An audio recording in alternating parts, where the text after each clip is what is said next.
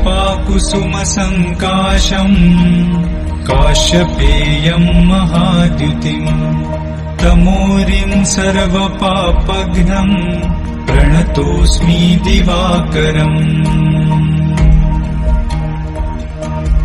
ॐ दधिशङ्खतुषाराभम् क्षीरोदार्णवसम्भवम् नमामि शशिनम् सोमम् शम्भोर्मुकुटभूषणम्।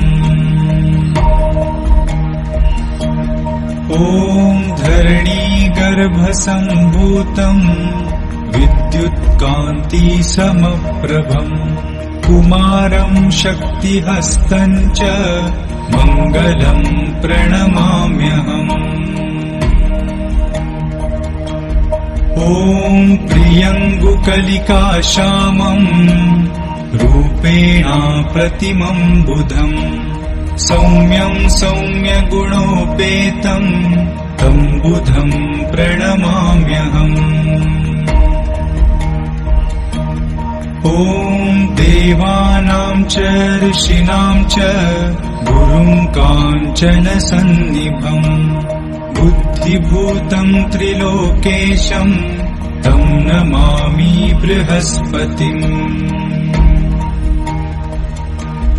ॐ हिमकुन्दमृणालाभम् दैत्यानां परमम् गुरुम् सर्वशास्त्रप्रवक्तारम् भार्गवम् प्रणमाम्यहम्।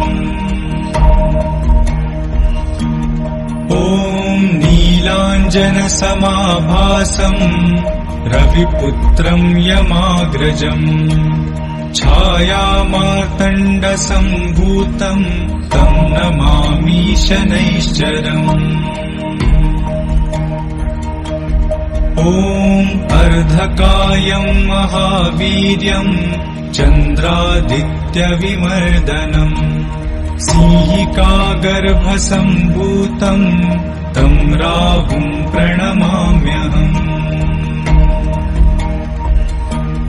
ॐ पलाशपुष्पसङ्काशम् तारकाग्रहमस्तकम् रौद्रम् रौद्रात्मकम् घोरम् तम् केतुम् प्रणमाम्यहम्।